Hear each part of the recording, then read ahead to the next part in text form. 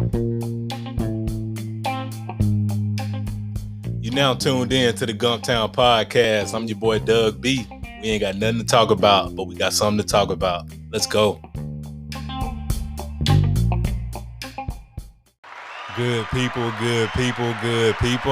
Welcome back to the Gumptown Podcast, episode 94. I'm your boy Doug B. If you tuned in to this podcast, thank you for your time and your attention. I really appreciate you giving this podcast a shot. Today's guest is the founder and owner of Gentleman's Own Barbershop. I'm looking forward to this conversation. I'm sure we'll all be inspired by his story. Let's chop it up with Curtis Blackmon. Curtis, how's it going, man? And everything's good. Glad to hear that, man. First things first, thank you for taking time out of your schedule to chop it up with me a few minutes. I really appreciate it. Man, anytime y'all want to talk, I'm here. Yes, sir. Of course, we're here to talk about Gentleman's Own Barbershop. But before we talk about the barbershop, let's get to know the man behind the brand. What's your story? Well, I mean, it's self-explanatory. You know what I'm saying? It's a gentleman's own. I consider myself a gentleman. You know what I'm saying? In Montgomery, I don't think it's, too many people in Montgomery is going to say anything different. I don't think. But I chose that brand because of now I had to grow into a gentleman.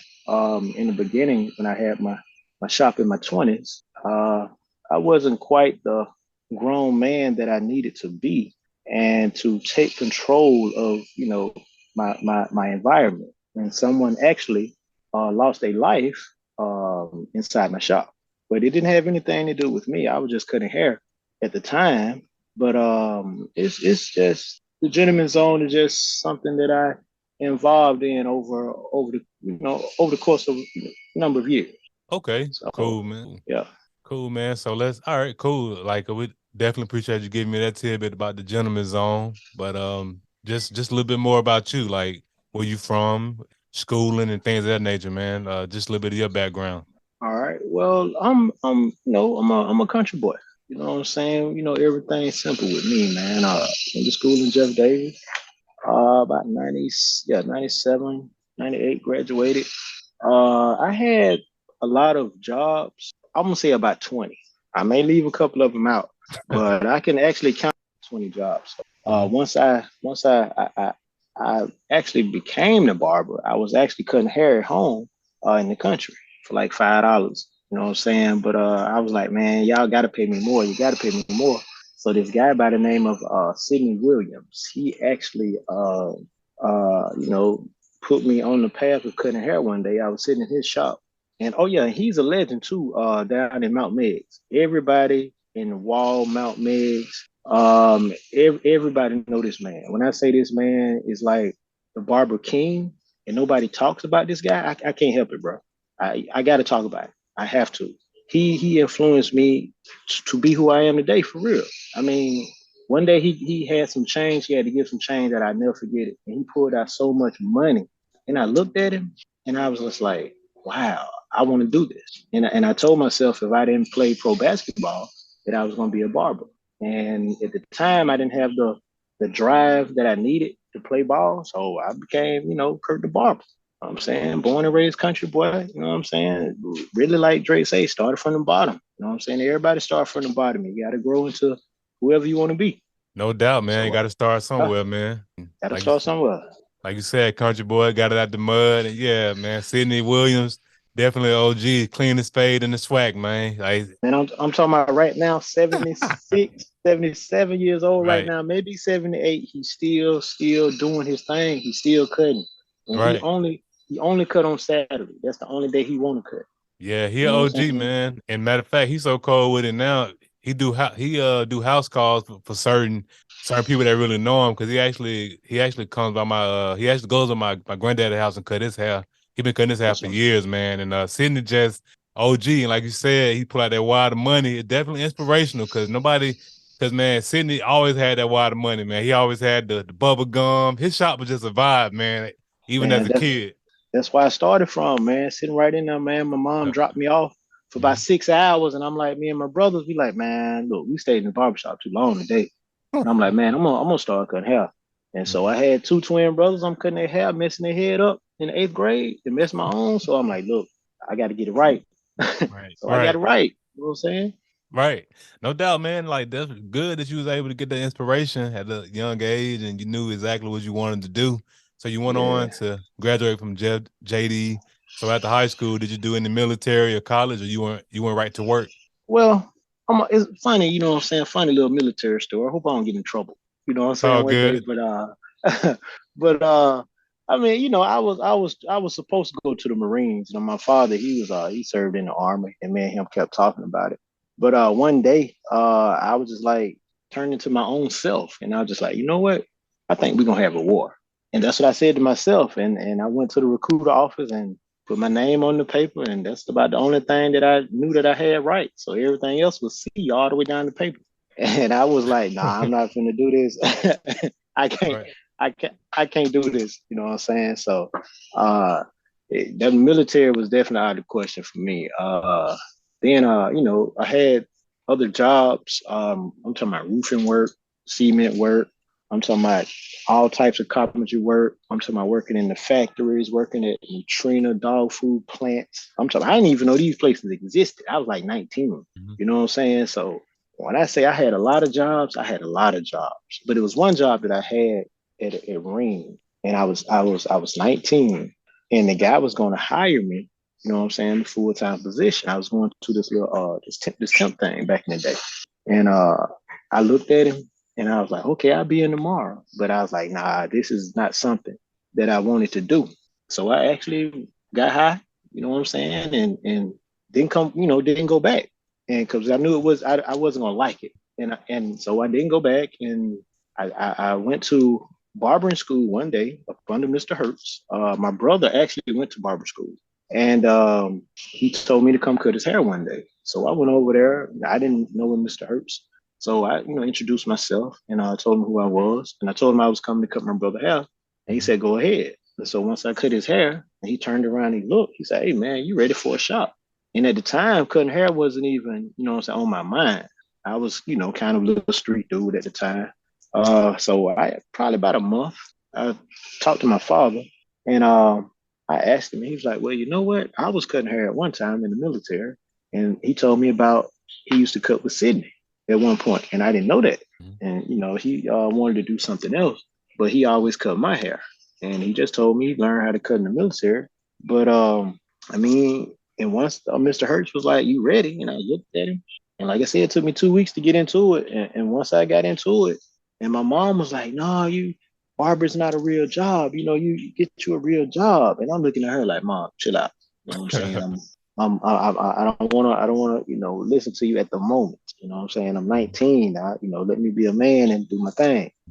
But I went in. I think my first shop I was in, Mobile Highway. I think it's called Deja Vu.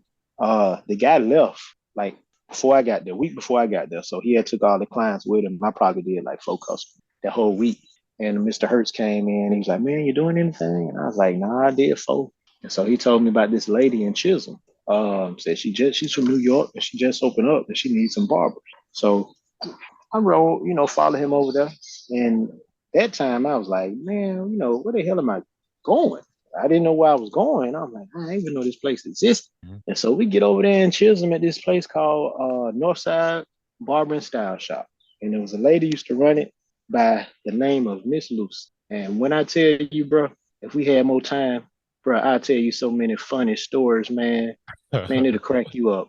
I'm talking about if you can call me every weekend, bro, for the next month or two, man, I got plenty of stories. Right. Everybody in the city know Miss Lucy, and Loose. Miss Lucy, hey, and on the north side, hey, that's where the legend was born, man. Kurt the Barber, man. You can ask anybody in the city.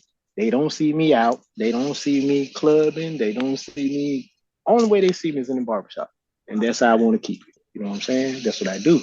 You know what I'm Right. saying? So hey, Right. gentlemen's on. That's why I'm involved into. I'm a grown man now. You know what I'm saying? So hey, gentlemen's on. And so my main purpose is to leave, what I'm saying, my legacy. And but to grab as many young individuals that want to learn how to cut hair. So that's my main focus right now. You know what I'm saying? To get a building to be able to teach barbering. I want to, call it, Curtis Barber School. Mhm. And that's my main goal. Just try to get the kids up off the street some kind of way. Because one thing I know, all the little kids want is money. They want money. Right, no doubt. You know what I'm saying? So if I can give them, you know what I'm saying, some good godly words and tell them how I got my money, you know what I'm Mhm. saying? I think it'll be beneficial to a lot of, little kids that want to go that route. I can't, help all of them. Right. You know what I'm saying? But in a group of 100, I know I can pull about at least 5, 10 up out of that. And that's what it's all about. Just finding those handful of people that you can impact. Like you said, you can't help everybody, but the fact that Yeah. you're thinking long term, you're thinking in terms of being a mentor, that's dope. So let's back up to just a time with Mr. Hertz and how he was able to discover that gift that you didn't even know you had at the time of barbering. So you went from cutting on Mobile Highway, and you got linked up with Miss Lucy, and Man, I don't you've been rocking even and know, rolling, man. man. I don't even know, to be honest with you. To be honest with you, bro. Like I told you, I fell into barbering, you know what I'm saying, by mistake one day. You know what No I'm doubt. saying? So I just went to cut my little brother hair, and once I cut his hair, Mr. Hertz was like, "Hey, you ready for the shop?" And I'm looking at Right. him like, "What?" And hey, he saw it, and Saw your gift, man. hey, that's it. That's what it's all about. Because a lot of times we too close to our gifts to even identify it. Like to you in your mind, you were just doing something to pass the time, or you just cut your little brother hair. You weren't looking at it like you was gonna turn into Curtis the barber, but you just never know what life going, with different twists and turns, man. What life gonna end up having you at. To your point, yeah, man. Like I never see you out in the city, man. You definitely be every time I see you on IG, you in the barbershop. You out the way doing your thing. That's That's where the I'm best at, place to man. be, out the way, man. That's the only way I can fulfill my dreams and goals, man. And you know what I'm saying? Just stay out the way and do what I do. I'm No not I'm doubt. not even asking for donation, bro. I'm not even asking for donation, man, but you know what I'm saying? I'm just trying to do something out my pocket. No You know what doubt. I'm saying? I'm trying to get this credit A1 close to that. I'm trying to get these buildings, you know what I'm saying? I'm trying to get stuff like that and grants, you know what I'm saying? Where I don't have to ask people. I don't want to have to borrow anything. You know what I'm saying? I just want God to, just bless me with everything that I need, bro. And that's all you need for real to make it in this world. Just some belief in yourself and God. Like that's really what it come down to. Just having that drive, having that conviction, belief in yourself, which sounds like you have that. You have that confidence in yourself that hey, you're gonna make it happen. You So when exactly did you start cutting for yourself? When did you become a well, barber? well, in the eighth grade, that's when I actually picked up the clippers and I Mm-hmm. cut my own hair, and I had to take it serious because I messed my own head up. You know what I'm saying? So when I messed my own head up, that actually made me cut more because I had to straighten it out the next time. And then I went to Sydney and I was like, hey, I cut my hair, and when it grew back. But I Right. kept on cutting and I kept on cutting. So in the 10th grade, I'm cutting my hair. I'm giving myself the bald fade and you know what I'm saying, everything. And when I mess up, I cut it all off. When it grow back in 2 weeks, and I ball fade it again. You know what I'm saying? So over the years, I've been practicing on myself, and and once Mr. Hurst saw, what he saw, and I just took everything that I had, my flavor to the barber game. You know what I'm saying? And I just brought it to the game and just developed my skills over the years, man. Right. So when did you found when was Gentleman Zone Barbershop open? Like when did you open your own barbershop? Actually, I opened my first barbershop in 2012. Okay. That was called Cuts Are Us. Mm-hmm. That's what the little tragic event happened in 2015 Mm-hmm. where the young man had got killed in there. You know what I'm saying? So, and now Gentleman's Zone. Well, actually, after he got killed, I didn't stop cutting, but I didn't have the same drive.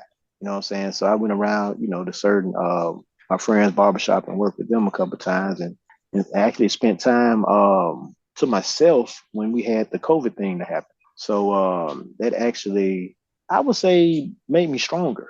You know what I'm saying? And it put thoughts in my mind, and it actually, now I'm gonna be real, it put thoughts in my mind, and it also put depression and anxiety in my mind because I couldn't do what I was doing each and every day, and that was cutting hair. You know what I'm saying? Mm-hmm. So when they shut everything down, I kind of went into a funk. You know what I'm saying? Like, wow, what am I going to do now? So the only thing that I can do to keep, to clear my mind was to go fishing. And, I would tell myself, hey, it's time to get another barbershop. I'm gonna get another barbershop. And to be honest with you, I really wanted to have the best barbershop in the city. The Mm-hmm. best, you know what I'm saying, with the barbers, you know what I'm saying, myself, and the safest. You know what I'm saying? Because in 2023, of March 28th, that's when I opened up the gentleman's zone. So everything that I was thinking about from 2015 all the way up until March the 28th of 23, I Mhm. just combined everything together and I opened up the gentleman's zone. And I feel like it expresses me when you walk into the door. You know Mhm. what I'm saying? You see a classy gentleman's zone. I mean, that's what it is. Self-explanatory. Yes, sir. So now that's great, man, that you were able to pivot from that tragic event, man. And I know that was traumatic for you, even though, like you said, you didn't have anything to do with it, but the fact that it happened in your shop, I know it was definitely a Man, tragic event. it was And awful, man. It was awful, right. awful. And I'm pretty sure it was over something that was petty that could have been talked out. But once gunplay get involved and emotions get heightened, things just go left. But the fact that you were able to get back on your feet and regain that love for it, like you said, you lost the love for it. The pandemic rolled around and you rediscovered the love. So were you cutting hair during the pandemic? Were you pulling up at people's houses? Were you mobile, or how was you? How were you? How did And you keep I, the business going? I got a hotel, man. I had to get a hotel. You Okay. know what I'm saying? And I was hair trapping. Okay. You know what I'm saying? I had a Respect. hotel off of Pear Hill Road, you know what I'm saying? And it got shut down after 2 days because instead of me putting the do not disturb sign on the door, I left it off because I was gonna come back the next morning real early. Hmm. And the housekeeper found it, man, and she snitched on me, man. So I had to shut my operation down and everything. Before the feds came in, you know what I'm Wow. saying, and kick in the doors, you know what I'm saying, over the haircut. You know what I'm saying? Wow, man. So that's what it was, man. I was hair trapping for real. And Right. they shut me down, man. I mean, you got creative, man, and that's just shows just that, like I said, just that creativity, just that belief in your skill set. You got creative because the pandemic, that was a very interesting time for us all, especially the people like yourself, full-time entrepreneurs who work, when you working for yourself, man, like you literally gotta get up and produce every day. And the fact that you Hey, were, only the Mhm. strong survive, man. No That's what my doubt. dad taught me, man. Only the strong survive. Look, man, my father, man, look, man, Mhm. my father taught me so much. You know what I'm saying about dealing with people because he was a people person. You know what I'm saying, and he went to war. You know what I'm saying, and he never got the help that he needed after being trained to being a trained killer and then being put back into society. He never Mhm. got what he actually needed. And it's a lot of people that I meet that go to the military. They don't really get what they need when they come back and have to be, have to transform back to a civilian. You know what I'm saying? And it was real hard for me to, grow up with my father, like that. And we talked a lot. And it was more so like real deep talk. You know what I'm saying? It's like, he was just trying to see what my mind was. Because every little thing he taught me, you know what I'm saying? That's what, molded me to the man I am today. I think all fathers, mold their boys, but even when you don't have a father in your household, there still is a certain man, you know what I'm saying, that's a father figure to all boys, No doubt. whether they want to accept it or not, you know what I'm saying? But there is a father figure to No all of them doubt. that's here on this earth, man. Whether they want to accept it or not, they have one. And I think all guys, all boys, all young boys Hmm. need to cling to their fathers more because their fathers have more to offer. Because to be honest, you the same. If Hmm. you're a male and you looking at your father, to be honest with you, you looking at your God. And the only reason I'm saying it like that because your God takes care of you. Your Lord takes care of you. You know what I'm saying? And in history, that's what we used to call the people that used to take care of us, our lords. You know what I'm saying? So, Right. No doubt. yeah. So, No I doubt. No just try to doubt, man. try to do my thing, man. Just try to lift the next man up, man. If they want to be lifted up. Yeah, no doubt, man. And that's what it's all about. Taking that game that Pops learned taught you and applying it in your life, which it sounds like you've done. So let's just talk about your time, you being Curtis the barber. Like you get to cut hair, you like the neighborhood therapist, like the barbershop where dudes come to just Man, chill, man. So what is it like man, on a day-to-day man. basis just being a barber and a therapist, man? Look, I'm gonna tell you like this, bro. If I want to be the mayor of Montgomery, bro, it's so easy, man. Because you really listen to the people. You know what I'm Right. saying? But then you see the political part of it. You know what I'm saying? And then you don't want to do it. You know what I'm saying? But then you see where you can help the people. But then you see the political part of it. So that's why I'm staying over here in the barbershop. And I'm just trying to focus on the kids. You know what I'm saying? I No ain't got doubt. time for all that part. But man, I'm a cheap therapist, man. I'm a $40 therapist, man. And to be honest with you, the highest. the highest what is that? The highest service that I offer, I think is 150, I think. And I think that's the gentleman treatment. You know what I'm saying? So if you would get that, you know what I'm saying, listen to me talk. So that'd be like $150. You know what I'm saying? So that's something that everybody want to do in a barbershop. But I have a, what I'm saying, a treatment for, all gentlemen. You know what I'm saying? To pamper yourself, because that's something that we don't do. And that's a time for me to, give you a little knowledge, or hit you with a little Bible, or what I'm saying, hit you with a little streets, or hit you with a little something that happened to me in, in my experience in life, whatever you need. You know what I'm saying? Because that's what barbers do. A Oh yeah. real barber gonna give you exactly what you need. Cut your hair, give you some advice. You know what I'm saying? Help you get married, help you raise your kids. I'm talking about all that. I already know, man. Trust me, like the Yeah, barbershop, it's like sacred ground. Like women will never understand how we can go to the barbershop and kick it for 4 hours. Cause you just four get all the hours, game you need, man. 4 hours, man.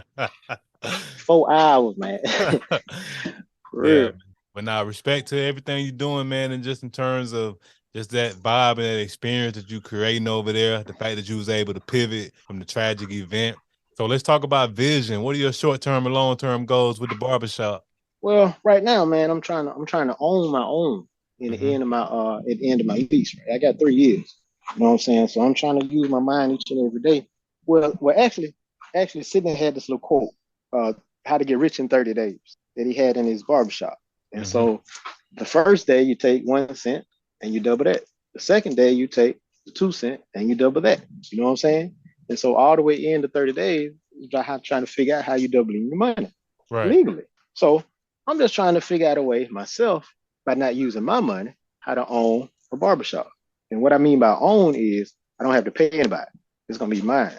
So that's my short term goal, because it's gonna take me 3 years. I don't want to sign another lease with anybody else. I want my own. So that's Right. my short term goal right there. You know what I'm saying? And my long term is just to put up, what I'm saying, Curtis Barber College. Yes, sir. Yeah. So I'm trying to find me get my barber instructor license. So I got to call this girl that I know that does that, and see Mm-hmm. how long that'll take me. So once I get a barber instructor license, and I should be able to go from there. No No doubt, man. problems. No All doubt. gas, no brakes, man. All gas, no brakes. Yes, sir. And those some great goals, both short term and long term. I have no doubt you'll make them all come to fruition. Yeah, man. It's just, man, everybody need to come holler at me, man, and just experience. You know what I'm saying? What's going on? I'm talking about a good, safe, what I'm saying, environment. A little something for the kids. The kids got their own TV. You know what I'm saying? So I did add a pool table. You know what I'm saying? Mhm. But it's not available to everybody, because I didn't want everybody all on the table. I didn't want people come in talking about, oh, let's shoot this. No, we don't have time for that. If you Right. don't see any balls, you don't see any sticks, there's no pool. You Right. know what I'm saying? But I hate to say it like that, but Right. from my experience, I just want to keep everything safe. Right. You Setting know the what I'm tone, saying? man. You gotta With set the the tone. capital, yes, with the capital S. You know what I'm saying? Safe. No So, doubt. yeah, everybody come in, talk, grab your magazine, because we're gonna talk about everything. We're gonna talk about it all. We're gonna have a nice, friendly conversation about any and everything. So this is the place. Saturday morning, 7:30. You can bring your coffee, your hot chocolate, your tea. You know what I'm saying? Your cigarettes, your black and mild. Come on. Sure, we're Right. gonna we're gonna chop it up. We're gonna chop it up about any and everything. No doubt, All about man. life. For Hey, real. no doubt. But before I get you out of here, man, I want to ask $1 million question. Curtis, I started this podcast to highlight the greatness of the city, whether you were Uh-huh. born here or lived here for a significant period of your life. You being a hometown hero, man. What does Montgomery mean to you? Man, Montgomery, man, Montgomery has a lot of love, man. But you have to reach for it. You know what I'm saying? And once you start reaching, you know what I'm saying, you'll be able to find everything that you need. So you just gotta know how to, walk. You just gotta know how to walk. You know what I'm saying? It's a lot of it's man, Montgomery, it's a lot of great things about Montgomery. You know what I'm saying? And I've read the history of Montgomery. It's a lot of other things too, but hey, that's history. And we don't dwell on the past. You know what I'm saying? We supposed to make new history. Mhm. You know what I'm saying? So that's how I feel about it. You know what I'm saying? So each and every day we wake up, it's a different opportunity for us to smile, man, and spread love. That's what I see in Montgomery. You know what I'm saying? But everybody don't see what I see. Right. You know what I'm saying? So you ask me, what Montgomery, means to me, but it's a lot of love in Montgomery, man. Right. For real. We I all mean, grew up in Montgomery. no doubt. So it sounds like you definitely proud to be from Montgomery. Like you definitely proud to Yeah, be from you the Gump. you have to be, man. You No have to doubt. be, no matter what they call it. You know what I'm saying? So you have to be proud of where you're from. No doubt. Respect, man. So Curtis, how can the people connect with you? What are your Facebook, IG, social media handles? Man, really, man. I've been doing all this, man, before social media even existed. Right. So I'm gonna go old school, and I'm gonna do the only thing that I know that works. The Gentleman's Zone, 7968 Atlanta Highway, 334-538-7543. You can reach Captain Kirk the Barber all day long. Call me with your appointments. Call me. You ain't even call me. You don't have to set up an appointment. Just call me and let me know you coming that day. Then I also am Captain Kurt the Barber. No, Curtis the Barber Blackmon on Facebook.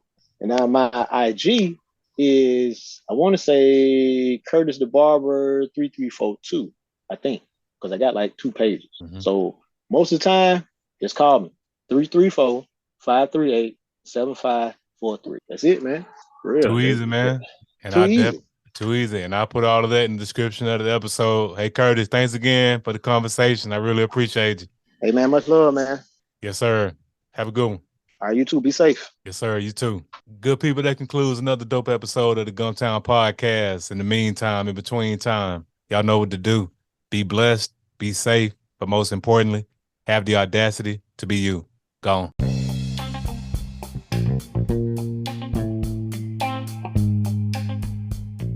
Thanks again for tuning in. I appreciate your time and your attention. Until next time.